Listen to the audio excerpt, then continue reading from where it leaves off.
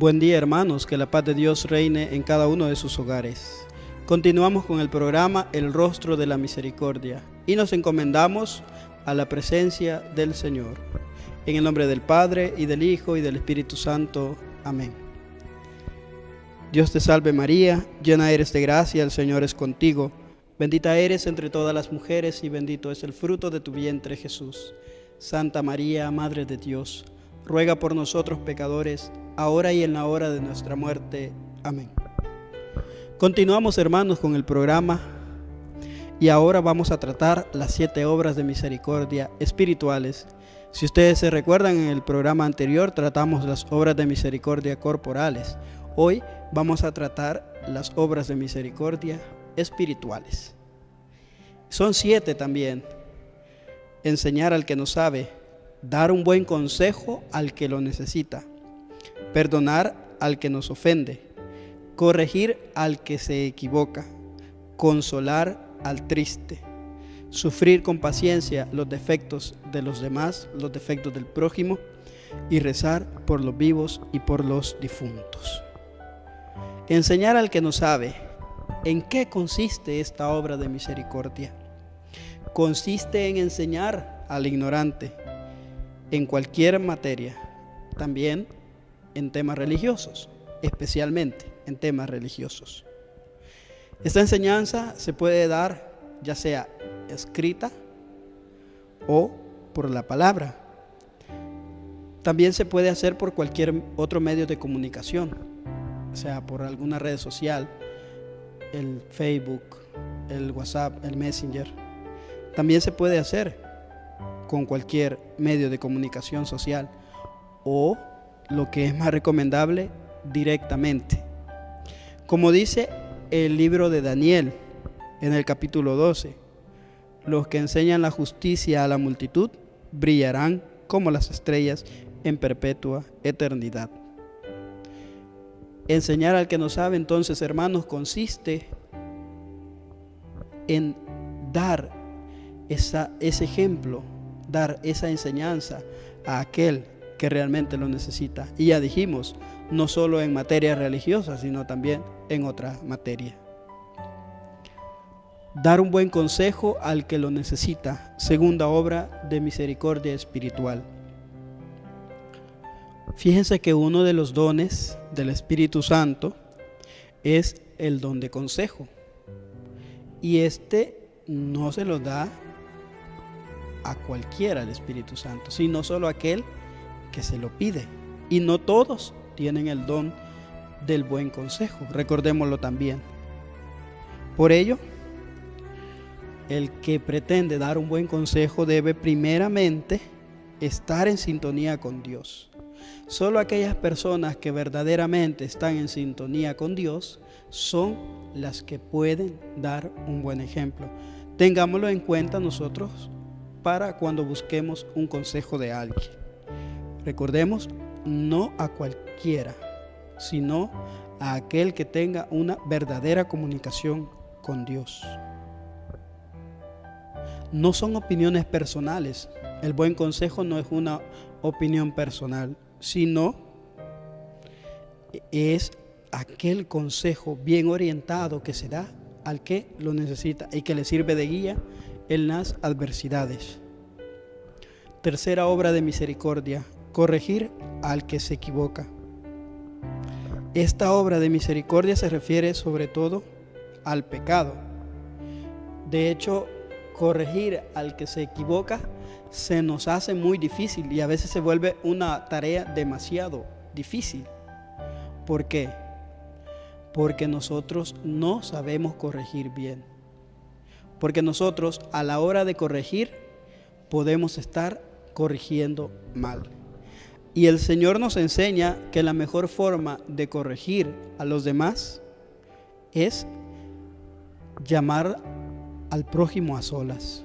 Y lo encontramos en el Evangelio de San Mateo, en el capítulo 18, versículos del 15 en adelante.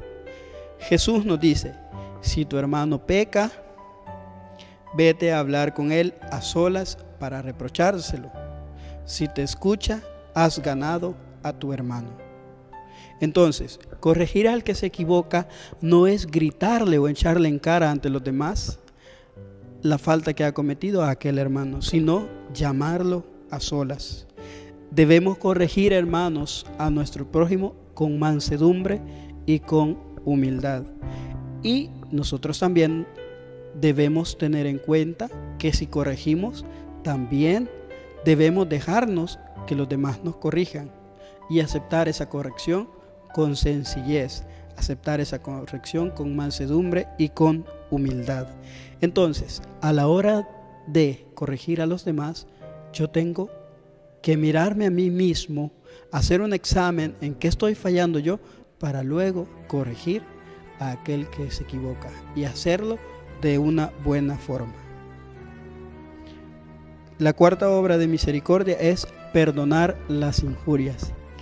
Y esta obra de misericordia, sinceramente, a nosotros nos resulta muy difícil de hacer. ¿Por qué? Porque nosotros estamos acostumbrados a que los demás nos pidan perdón por aquellas cosas que nos han ofendido, pero no estamos acostumbrados a pedir perdón.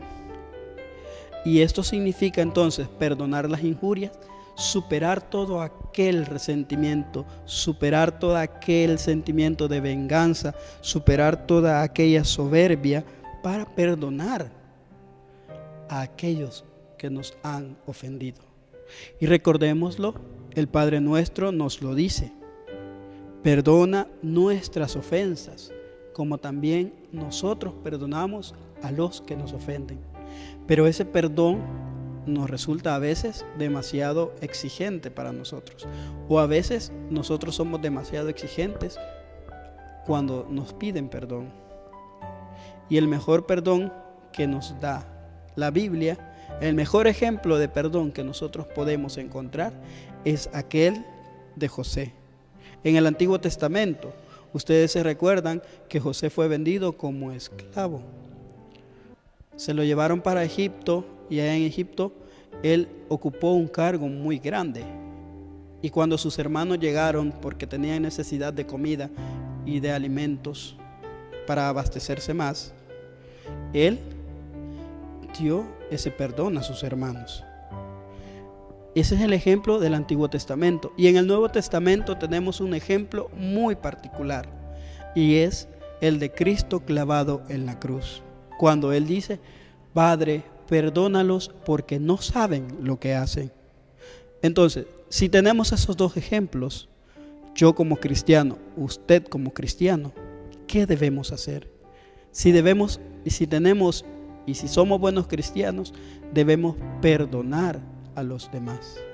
Les digo, esto se nos hace muy difícil, pero cuando sinceramente lo hacemos y cuando de verdad perdonamos a los demás, se vuelve muy gratificante esto y sentimos mucho gozo en nuestro corazón.